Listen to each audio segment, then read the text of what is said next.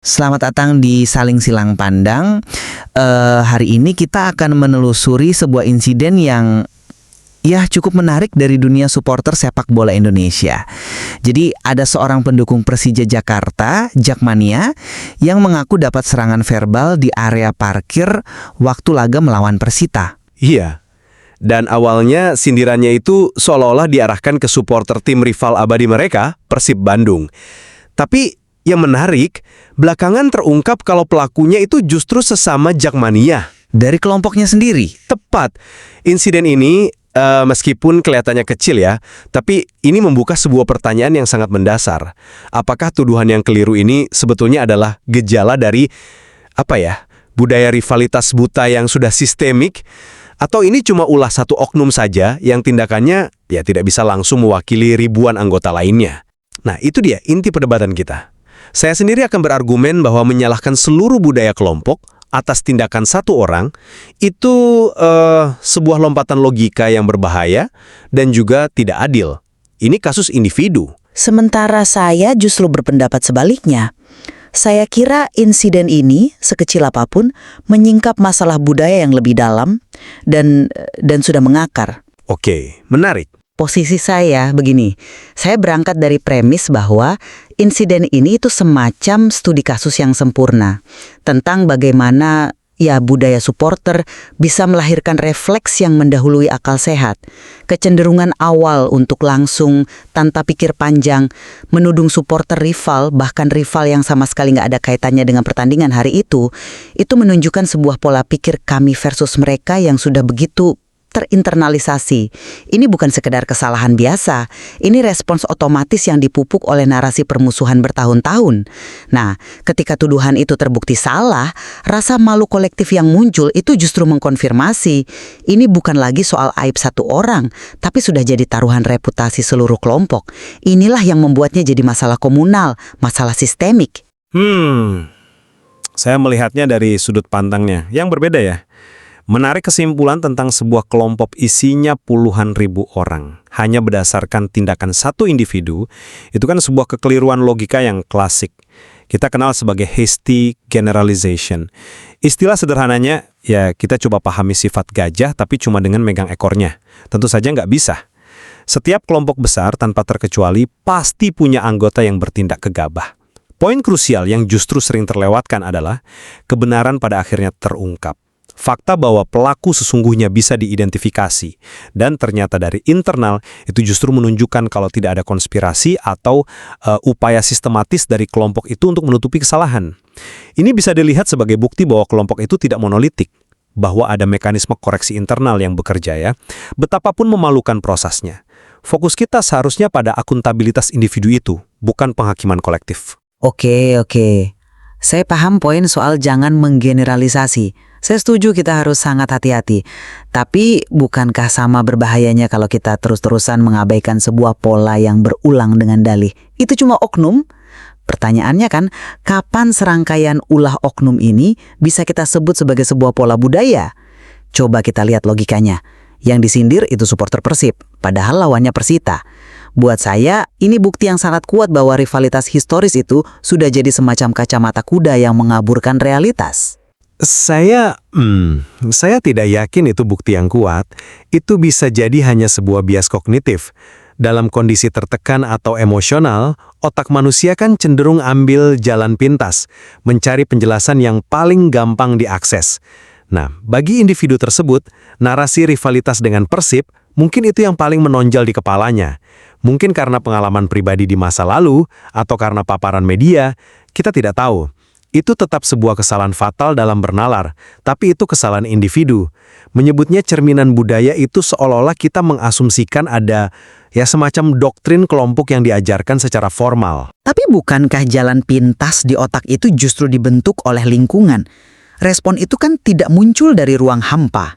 Anda bilang bukan doktrin, saya setuju. Nggak ada sekolah Jakmania yang ngajarin ini. Tapi budaya tidak selalu diturunkan lewat instruksi formal kan? Budaya itu meresap lewat ritual, lewat yel-yel yang diulang tiap minggu, lewat spanduk, lewat konten media sosial yang terus-terusan melabeli rival sebagai musuh. Dalam ekosistem seperti ini, ya menyalahkan mereka adalah refleks yang paling mudah dan paling dapat validasi sosial. Jadi saat Anda bilang itu bias individu, saya bilang bias itu sendiri adalah produk dari budaya kolektif. Refleks itu kata yang sangat kuat loh. Itu menyeratkan seolah tidak ada pilihan atau pemikiran. Saya rasa itu sedikit meremehkan agensi si individu. Saya lebih melihatnya sebagai pilihan yang buruk dari seseorang yang sedang emosi, bukan sebuah respons yang terprogram secara massal. Kalau memang semua terprogram seperti itu, kenapa kebenarannya bisa terungkap? Bukankah seharusnya seluruh kelompok secara refleks juga akan membela tuduhan awal itu dan menutup-nutupi fakta yang sebenarnya? Nah itu membawa kita ke perdebatan selanjutnya. Apa sebetulnya makna dibalik terungkapnya pelaku sebenarnya? Anda melihatnya sebagai tanda ada mekanisme koreksi yang sehat? Saya justru skeptis. Tentu saja. Terungkapnya kebenaran, apalagi kebenaran yang memalukan, adalah tanda bahwa kelompok itu tidak 100% busuk. Ada elemen di dalamnya yang masih menjunjung tinggi fakta. Entah bagaimana prosesnya, ya. Hasilnya adalah akuntabilitas, itu yang penting. Saya melihatnya berbeda. Bisa jadi kebenaran itu terungkap bukan karena kesadaran internal, tapi karena, tekanan dari luar. Di era digital ini, setiap klaim bisa dibedah oleh ribuan mata netizen yang skeptis.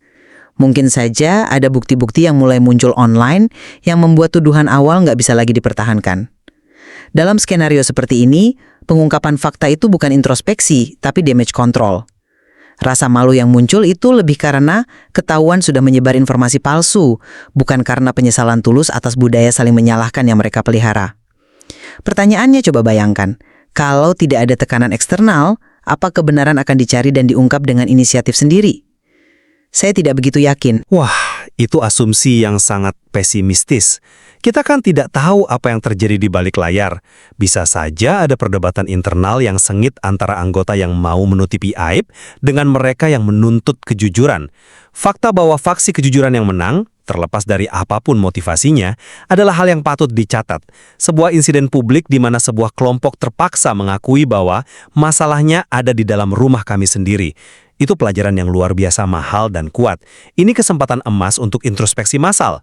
Dan itu, menurut saya, justru ciri organisasi yang mampu belajar dari kesalahan. Bukankah itu tanda kesehatan bukan penyakit sistemik? Kesempatan memang ada, saya akui.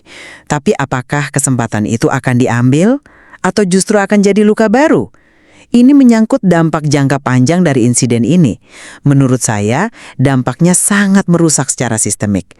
Kepercayaan antar kelompok supporter yang sudah sangat rapuh itu semakin terkikis. Insiden ini akan selalu diingat dan diungkit. Tuduhan palsu ini akan menjadi amunisi verbal dalam setiap perselisihan di masa depan. Pihak lawan akan selalu bisa bilang, kalian nggak bisa dipercaya, kalian pernah nuduh kami padahal pelakunya teman kalian sendiri. Ini meracuni sumur untuk setiap upaya dialog atau perdamaian nanti. Jadi, kerusakannya jauh melampaui rasa malu sesaat. Justru sebaliknya, saya pikir argumen itu tidak sepenuhnya tepat. Sebuah insiden yang konkret, tidak terbantahkan dan sangat memalukan seperti ini, bisa jadi titik balik bukan beban. Kenapa? Karena ini bukan lagi teori atau nasihat dari luar. Ini studi kasus nyata yang menampar wajah mereka sendiri. Bahaya menuduh tanpa dasar itu bukan lagi sekedar slogan, tapi sebuah pengalaman pahit yang mereka rasakan langsung. Momen seperti ini bisa memicu diskusi internal yang paling jujur, dan paling dibutuhkan tentang tanggung jawab, etika di media sosial, dan pentingnya verifikasi. Sebuah tamparan keras di muka publik kadang merupakan satu-satunya cara untuk mendorong perubahan perilaku yang substansial. Daripada merusak, ini bisa menjadi katalis pembersihan internal. Anda sangat optimis ya. Tapi sejarah rivalitas supporter seringkali menunjukkan kalau insiden seperti ini lebih sering diingat sebagai aib lawan ketimbang pelajaran untuk diri sendiri.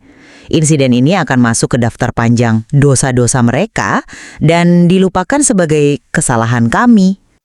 Mungkin saja, tapi itu juga bisa menjadi momen bagi para pemimpin di dalam kelompok supporter untuk mengambil alih narasi. Mereka bisa pakai insiden ini sebagai contoh nyata untuk bilang ke anggotanya, lihat, ini yang terjadi kalau kita bertindak gegabah. Reputasi kita semua yang jadi taruhan. Kita nggak boleh mengulanginya lagi. Ini adalah alat yang sangat ampuh untuk menetapkan standar perilaku yang lebih tinggi di masa depan. Jauh lebih ampuh daripada 1000 ceramah. Ini adalah momen pertanggungjawaban publik. Sebagai rangkuman, posisi saya tetap.